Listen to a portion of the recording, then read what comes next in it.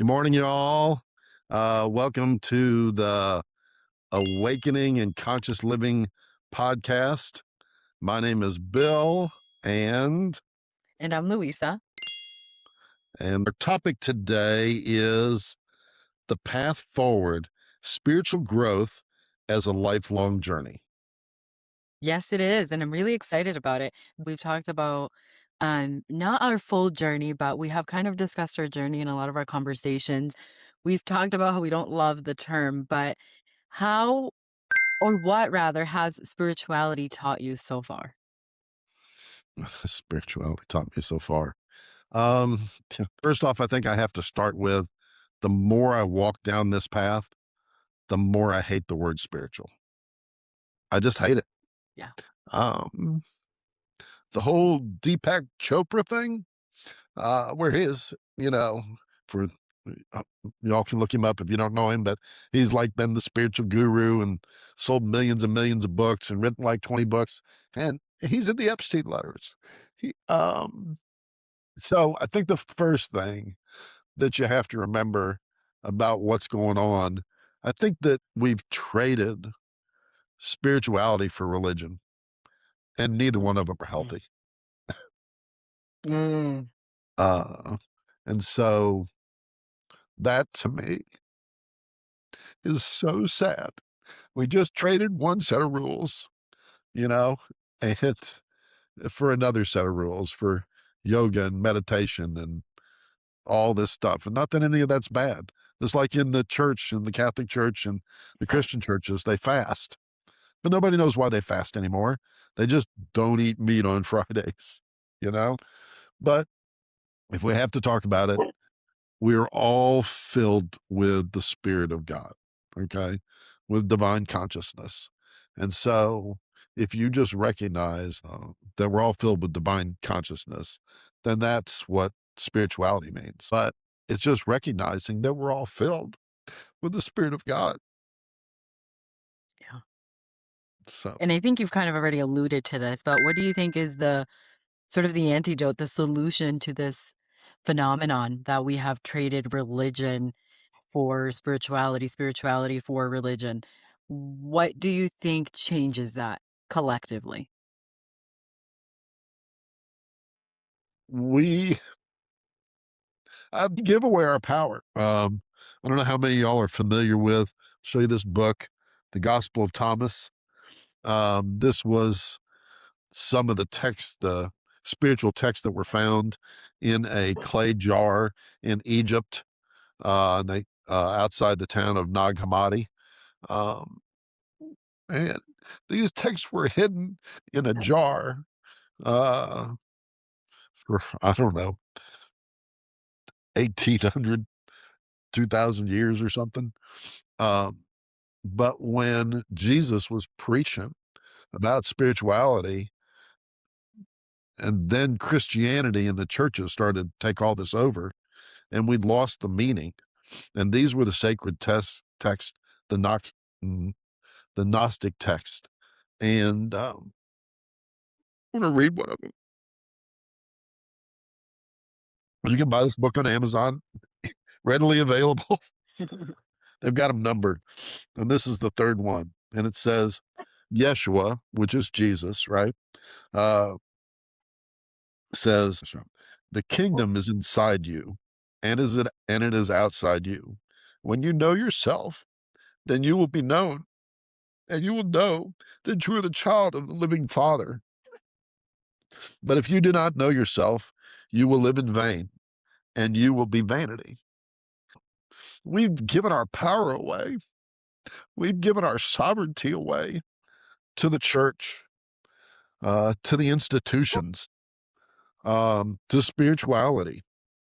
And that's what Jesus is saying, that we have got to look for the kingdom of God inside of ourselves. And but we're not programmed to do that. We come into the world and we come into a family, and we're supposed to honor our parents, which there's nothing wrong with honoring your parents. But if your parents are teaching you the wrong things, okay, then that's unhealthy. But because we have these roles that we play, we run all over town in our cars, drive people off the roads, spend tons of money so we can get the perfect gift for people. We wrap it all up. Everybody comes over. Everybody's been to church for 3 hours. We're all dressed up. We're tired. We're eating, and we never spend time with each other. We never sit and have a real conversation with people. And we just feed the commercialism of, and just think of all the paper and the plastic and the oil and the everything that has to be drug all over the world for us to have these perfect Christmases. And Yeah. we do it with everything. We do it with Easter. We do it with, oh my gosh, we just do it with everything. Um, and there's so many rules, grow up and get an education, get a great job. And, I mean, we could talk about, uh, you know, gender and why two people of the same gender can't love each other in this societies without hate. You could talk about so many things. So the spiritual path is really hard because you have to unlearn everything that you've learned. You have to Yeah. unlearn everything. And that's hard because all the relationships you build, all the going to church, and, even the concept of somebody asks you to do something and you say, I don't really want to do that. Well, then they go, why? And then you have to give them a reason. Okay. Jesus said, let your no be no and your yes be yes. And, in Luke, Jesus says, anyone wants to come to me does not hate their father and mother, their wife and children, their brothers and sisters, yes, even their own life, such a person cannot be my disciple. I Mm. mean, dwell on that for a little while, you know, dwell on that. And you have to hate the world almost. You cannot conform to the world and follow Christ.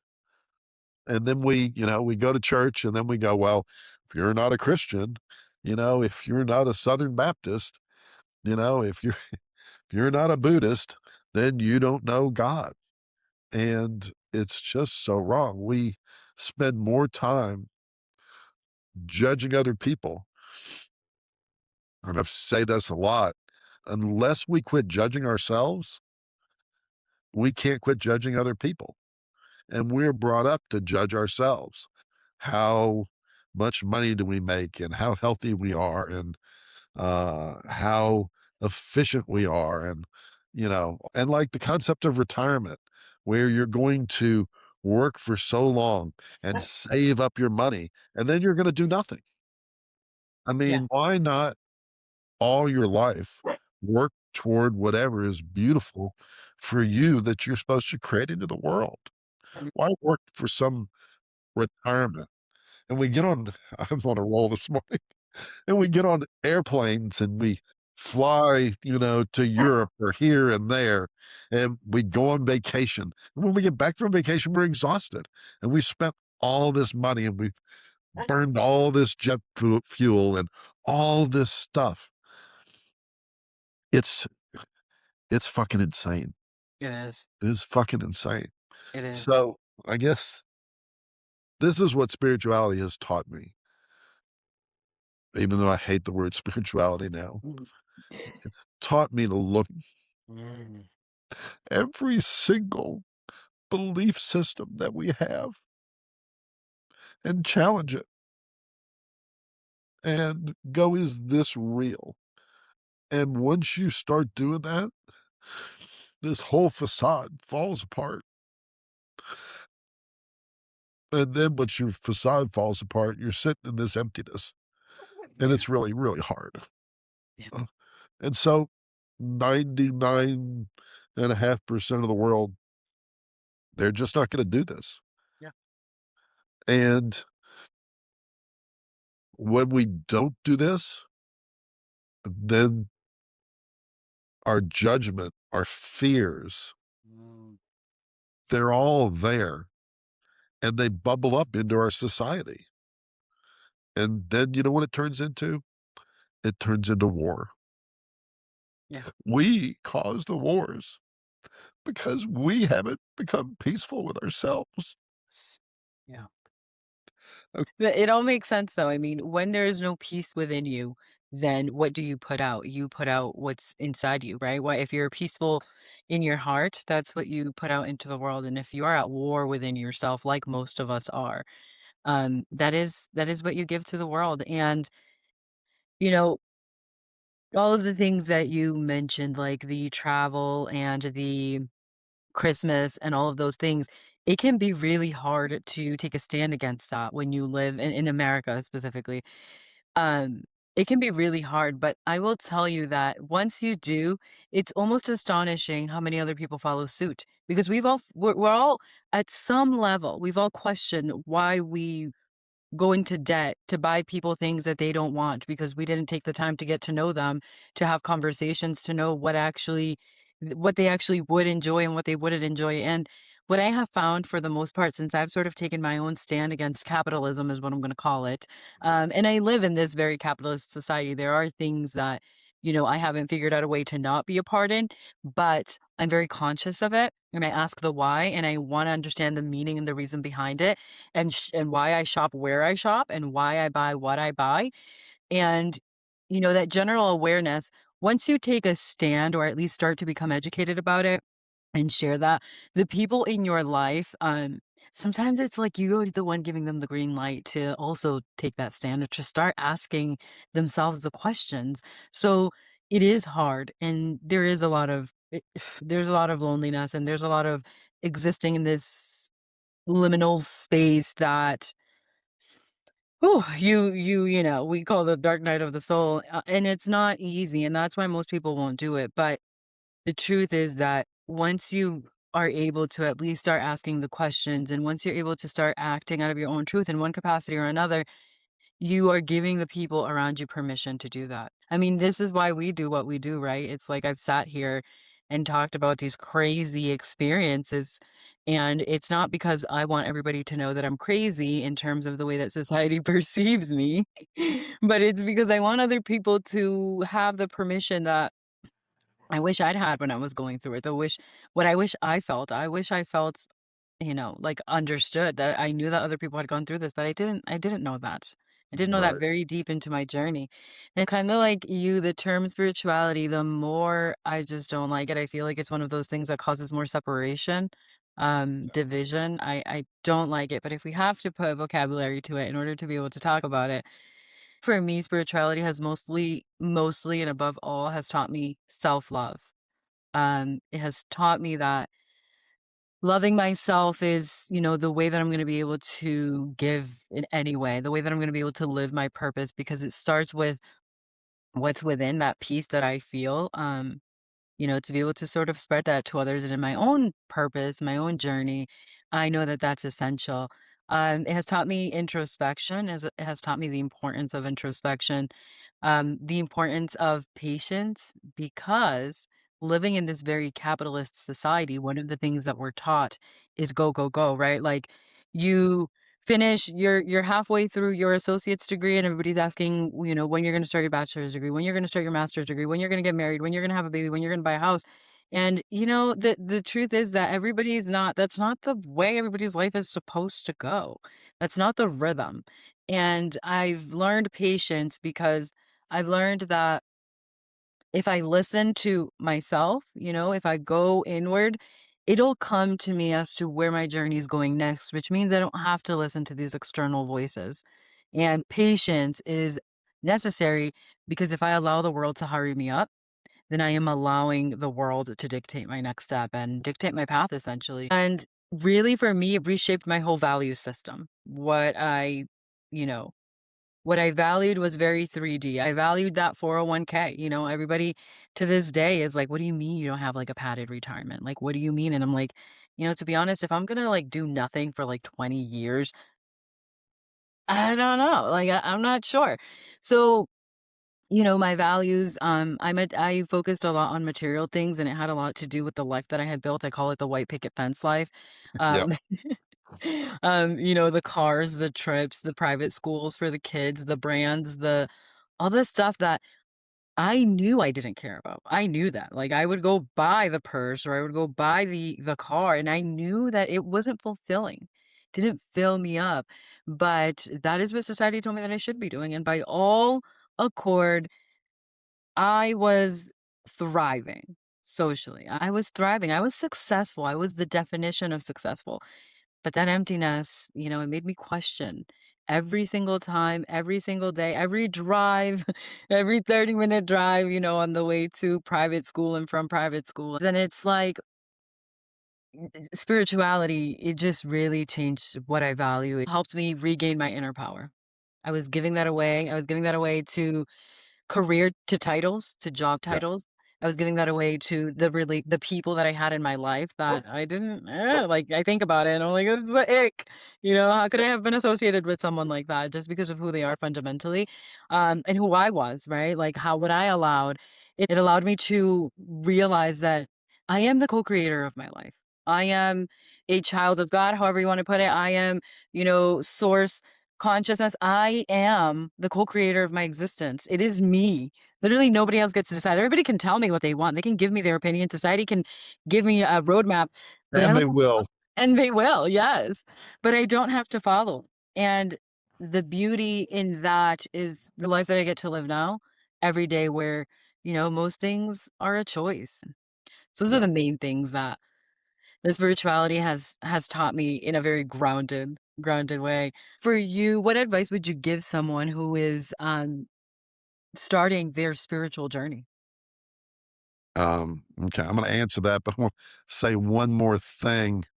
This whole concept of love, like marriage, falling in love, having a big wedding, I mean, I'm not opposed to any of that, but it's very much a Disney type of thing, right?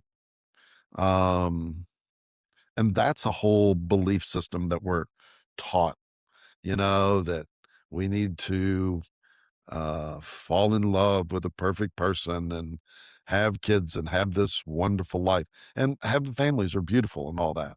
But it's this idealization around, I don't know, it's crazy. It is, and it's get married by 30, have kids by 35, buy a house by 23, you know what I mean? Like, it's like, what, and I think Disney honestly is probably responsible for so much of what has shaped our society that is so wrong with it. So wrong with it. The way that a lot of us what we grew up believing romantic love is crazy, and how we're supposed to fall in love, otherwise it's not real love. Like, what is the most beautiful love I've ever experienced has been the complete opposite of a Disney movie, kind of like a horror movie, and, you know, and who would have said that, Disney would not have agreed that it started like that, like yeah, I totally agree with you. And that's why you have to question. You have to question, when I watch movies with my daughter because she's only 10, but she's highly aware. We'll have the conversations we will have are around that. And I'm not always the one to pick up on the symbolism or like what they're trying to teach us. She will often be like, "Well, did you realize the message you were trying to send across with this by saying this statement or that statement?" Wow. And I'm like, "These are the conversations that we need to have because yes, go enjoy the movie, Yeah. but understand it and appreciate it for what it is. Now, don't take, Cinderella or whatever and think that that's supposed to your life is supposed to develop that way. That is a piece of art. That is a story. Doesn't mean that that's how yours needs to go or Yeah. Many of our stories just perpetuate the lie.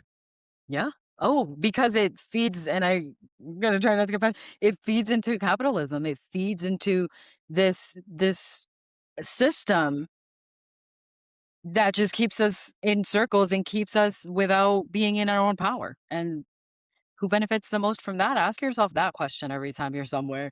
Who benefits the most from me shopping here? Who benefits the most from me believing that I need this product? Who benefits the most from me eating this food? Who benefits the most?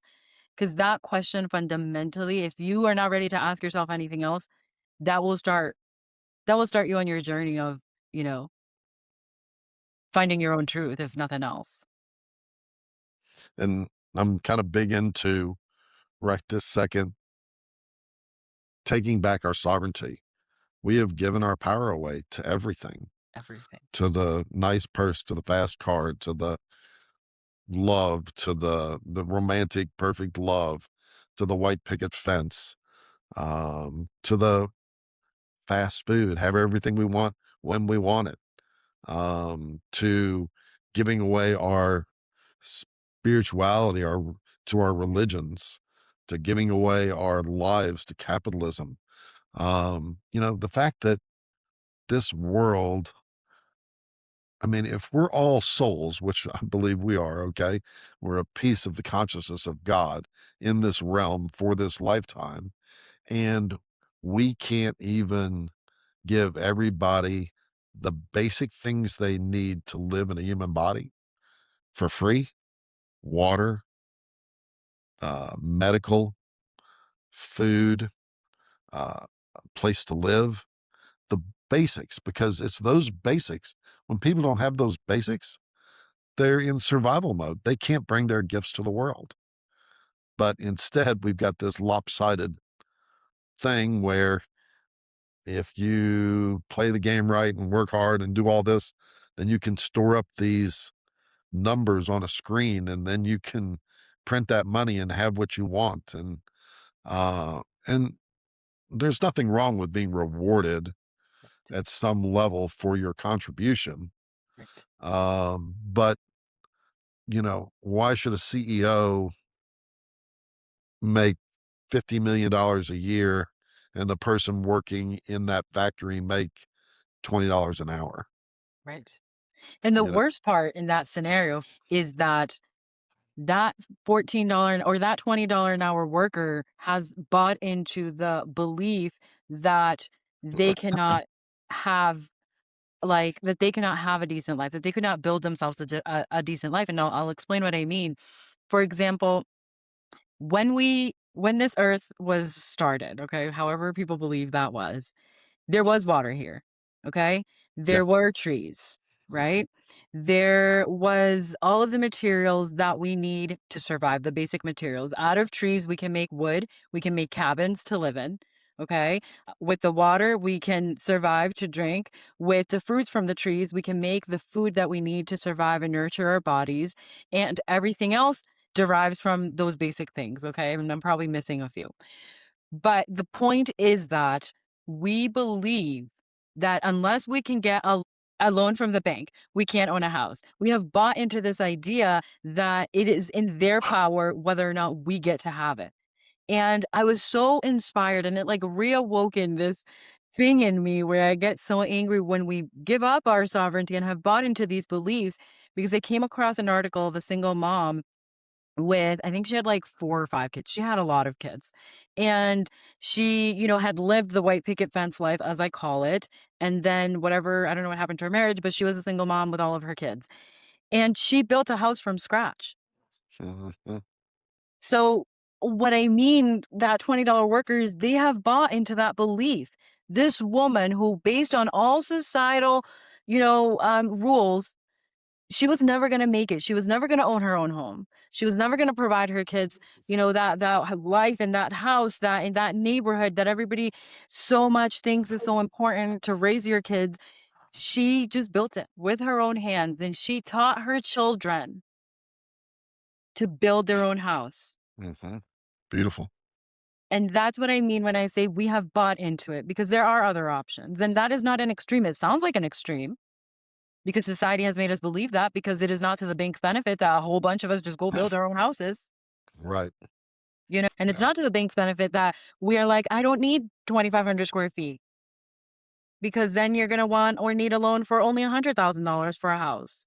Or it's not to the bank's benefit that we don't need to drive a Mercedes or a BMW or a brand new car every 3 years. It is not.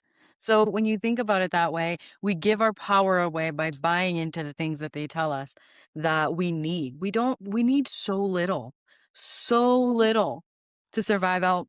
Okay, we were at What advice would you give to someone? Okay, that's my advice is don't believe the BS, you know. Sometimes those crazy stories that come up on YouTube, the single mom who built her own house with her, own hands and her kids, look into that. There's a reason these things come up for you. So that would be my advice. Yeah, and my advice is don't go down the spiritual path. Seriously. I mean, it's Yeah, hard. It's very the hard. effing hardest thing I've ever done in my life, Yeah, and you're going to alienate lots of people, yeah, and it's every time you see a false belief that I have adopted consciously, unconsciously, because it was presented to me and I just assumed that this is the way it was supposed to be. Every time you let one of those beliefs go, and it doesn't just happen instantaneously, it's like ripping a Band-Aid off. And so your whole structure that you've built, that I've built over a lifetime, you have to deconstruct it. yep, And it's very painful and it's very hard and it's very lonely. And maybe it's easier for some people. Um, I don't know. Maybe my journey's just been more difficult. I don't know. Uh, but it's a continual letting go. So to go down it and not be sincere and not be willing to put all of yourself into it, unless you're really willing to do that, and you'll only know that if your soul calls you. mhm, Um, but I would tell people don't, or do the spiritual thing and meditate and whatever and follow some gurus, uh, go to and kind of yoga. fake it, and you'll never make it, but you can fake it. Yeah, Uh, so I'd say unless you're super serious, your heart's really calling you, I wouldn't touch spirituality with a 100-foot pole. yeah, That's my advice. Don't fucking do it. yeah.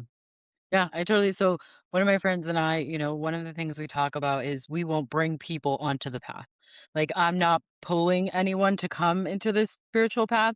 As far as helping is like I'd love to help people who are in it in the trenches and are looking for help, but I refuse to put myself or put out any offers or anything that is like, "Oh, come begin your spiritual journey," because it is everything that you said.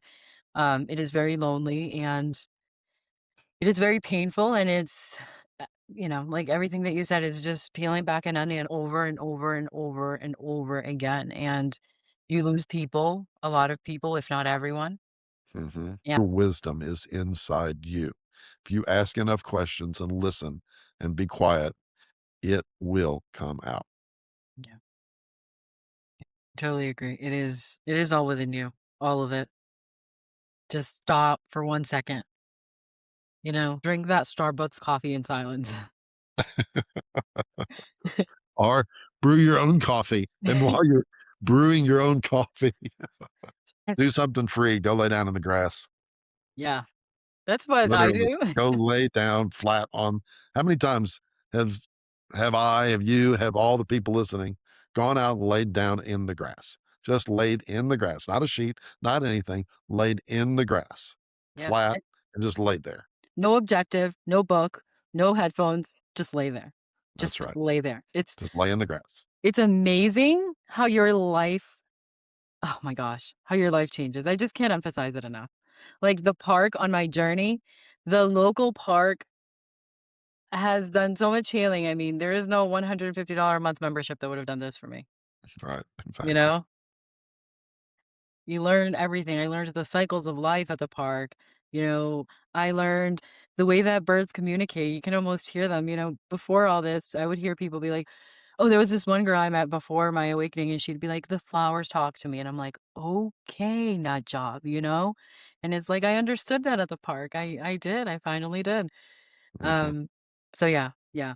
I am all about all the free stuff, but if you wanna be cute spiritual, the people wear the spiritual but whatever t-shirts and all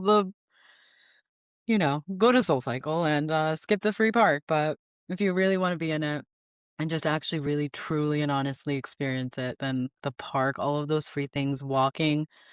It's amazing how walking in the forest can just, Yeah. oh my gosh. Yeah, you have to experience it. Um, let's see. What's one thing you want people to remember? I'm excited to hear this. To remember. Um,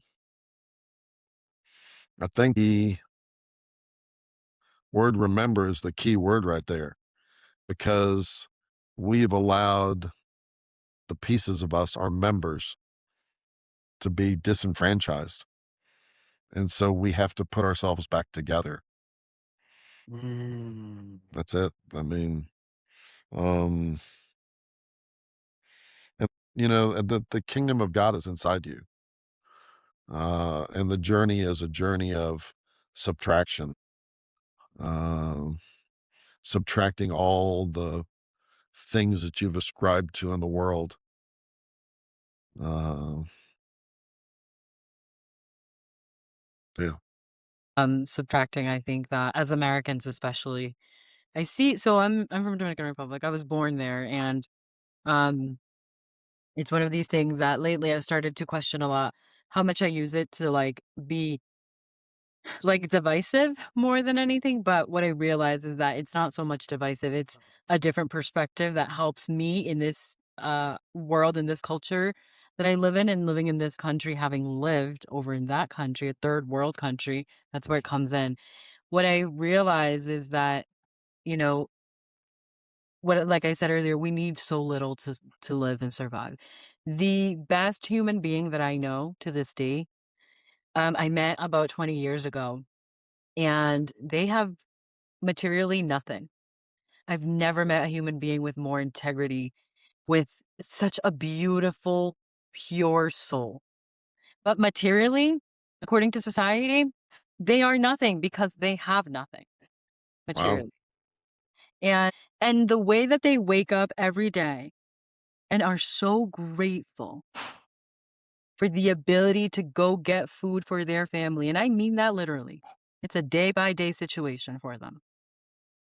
Um, and for me, what's one thing that I would love for people to remember is that, same thing that we said is you are God consciousness. You are a drop of God. You are a part of God and you are freaking powerful.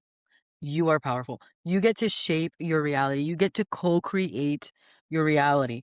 And just like my friend who lives in a reality that most of us couldn't fathom, most of us could not live with the idea that we don't know where our children's food's gonna come from tomorrow, most of us could not survive that, like, mentally. Right. So, what you do with that is in your hands. You are powerful. Yes. And I think I want to say this too. What do I want people to remember? You are not the stories and the experiences that you've had. You were not the doctor. You were not the person that failed. You were not a Christian. You're not even Bill. You're not even Luisa. You were literally, I've been playing with this just for the last week or so. Instead of like saying me and I'm like a portal of God, I started instead of saying I and me, I started saying you, meaning like you, God consciousness is is just pouring through this vessel. There's no me here. It's, all the experiences I've had are not me. There is no me. There's just consciousness pouring through this thing. And so I started using this term you. Like, okay, what do you want to do right now? What do you Mhm. want to see? So it's not me wanting to see. What do you consciousness want to see? What do you consciousness want to experience? What are you looking at? Not what I'm looking at. What are you looking at? Beautiful. Changing the way I think about it. That's beautiful, and when I as you're saying that, when I think about, God is we are extensions of God, or source is the best this is the words that I use. Source, and source or the creator wants to experience itself, and that's what we are each a drop off, then that what do you that That's it. yeah, yeah, that's beautiful. Yeah. How do you personally continue to grow? Ooh, Personally continue to grow. Once you start, if you really start, it just takes over. For a long time, I read books. Occasionally, I'll still pull some of my books out. I watch YouTubes, right now. Um, but that'll fade away too. Sometimes I watch it, sometimes I don't. Sit in the silence, question everything that comes in front of me. Um, and work on releasing mm, all the beliefs that I have about myself and everything around me. Um, just, but it takes on once you start it. Just if you stay with it, it takes on its own energy. it does. And when you go through these, you're always going through cycles. It's like I've just the last couple weeks purged a bunch of stuff, and it was really hard. And like here was one thing. I'm I'm wrote my last book. I've been working on my YouTube page. I've been doing all these things, and I had to step back and go, why am I doing these things? And what am I actually getting accomplished? And is this important? And then I just said, I got to sit and not do anything for a while. And then I had to fight with myself about, well, you're not being productive. And, but, that's a false belief, that I'm supposed to be productive and I'm supposed to be doing something and I'm supposed to be giving into the world or becoming smarter or writing something or whatever it is. And to sit and do nothing and not know what you're going to do next brought clarity and took some of my shadow self away. And that doesn't mean I'm not going to do things in the future. In fact, I don't know what you want to do anymore. uh, but I guess you will tell me. Yes. Yeah. Yeah. And I'm glad you brought up that point. Our condition it tells us that we should never stop. Yep. You know, I've mentioned before, as a single mom doing the same amount of things that I used to do with help, a lot more help. I always just was like, gotta keep going, gotta keep going. The most productive I've ever been is when I've actually stopped and relaxed, when I started to build in time for me to stop. Yeah. I color, I do hobbies, I lay on the grass in the park, I just stand in the sun and, Nice. whatever, like all these things until I built those things in. It was like this weight that it was like, oh my God, all of these things that I need to get done. And you know what? Everything gets done. There's nothing that does not get done. But that weight, I don't carry it anymore. And that's because I dropped that false belief that society told me that I'm always supposed to be productive. And that's actually turned out to be the most unproductive thing is always going, going, going. Right. Exactly. It's Yeah. exhausting. It's so exhausting. Yeah. All right, as we get ready to wrap up, I've loved this conversation, but I wonder, Bill, what's the future of spirituality? What do you think the future of spirituality is as more people awaken? Well, what I hope is that as we all continue to break down our false beliefs and learn how to really love ourselves, because it's really not about loving other people until you learn to love yourself. You can never love somebody else if you don't love yourself. So as realize that this realm is just a school, and if we're paying attention, there's lessons everywhere, and it drives us back to ourselves, which is God consciousness. Yeah. Um, I was going somewhere with all that. So uh, as we awaken, then other people uh, get glimpse reasonings of God. The only thing we can do is love ourselves, awaken to the kingdom of God that animates us, And then that, as we rub shoulders with people, that ripple overflows, and it'll make the world a little better. Will probably never be a paradise, but if it's a paradise, maybe the school, uh, maybe you lose the aspect of the school, where we find our true depth through this friction. But I do agree with you. I think the only objective is, or the one that I see is that the way that I see it is that we live in a world with less turmoil. What I think is going to happen, what I think the future of spirituality is as more people awaken, I think it is going to be a world of even more turmoil than we're currently experiencing. Because when you have people that like us are aware of the systems and are breaking free of the systems and are breaking free of the belief systems and are breaking free of the societal norms and the societal expectations and are living and standing in their truth and no longer buying into this, I'll just say capitalist agenda, I think what's gonna start to happen is we're gonna see a lot of what we're seeing, right? We see whole systems like government systems, for example. It's crazy. It's like one day and then is one thing, and then the next day is something absolutely, and you're like, oh my God, I didn't think it could get worse, or I didn't think it could get this bad, or whatever. I think we're gonna see that for a while. Um, I think there's gonna be a lot of chaos. I think we're gonna break down a lot of the old structures as more people begin to awaken. I think the growth, I'm now like shifting it to like a positive side. I think we'll see growth in local businesses. I think they're gonna the rebirth of that at some point. I don't know if it'll be during our lifetime, but at some point, I foresee that's what's gonna happen. I think we'll see more people, like building houses instead of these conglomerate neighborhoods where everything looks the freaking same and everyone dresses the same and they all wear the same brands. And I think that's gonna start to, change. I think we will I'm going to say this very guardedly.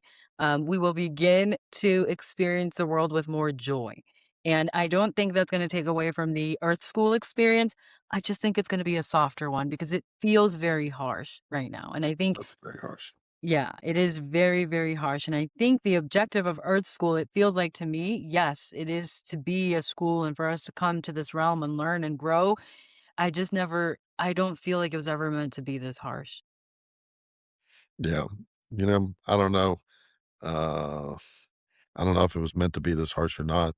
We definitely left the Garden of Eden, right? Yeah. The being here is us leaving the Garden of Eden, separating ourselves from the universal God. Yeah. Um, you know, but in this heavy gravity, uh, we have a unique opportunity to love at a very deep level, Yeah. to experience a very deep level of love.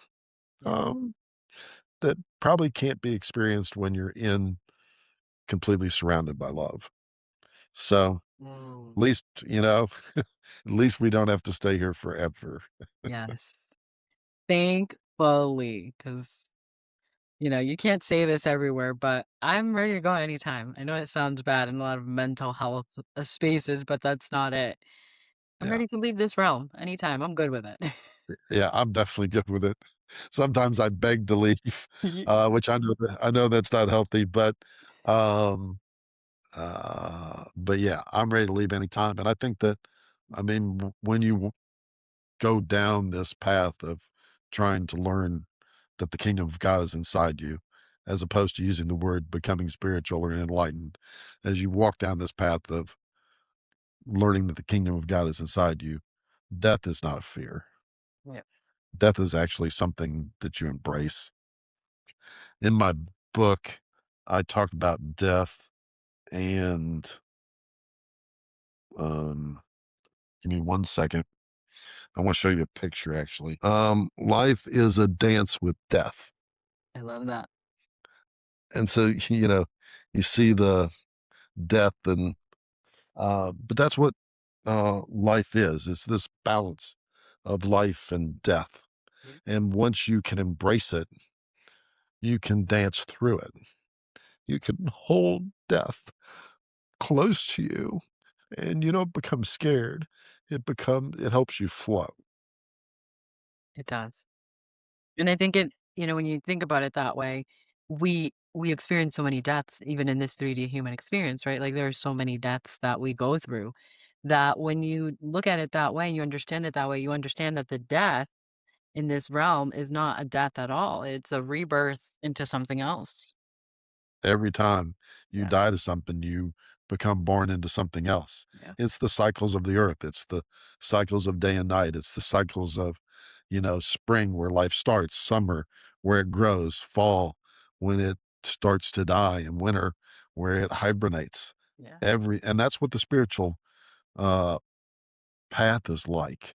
It's those continuous cycles of death to your false beliefs and then a realization of a new one, and then death to another one and death to another one until you become a Buddha, till you become a Jesus, until you become a Mother Teresa or a Gandhi. Yeah. Well, thank you all so much for watching, for listening. Send in any questions that you have, and until next time.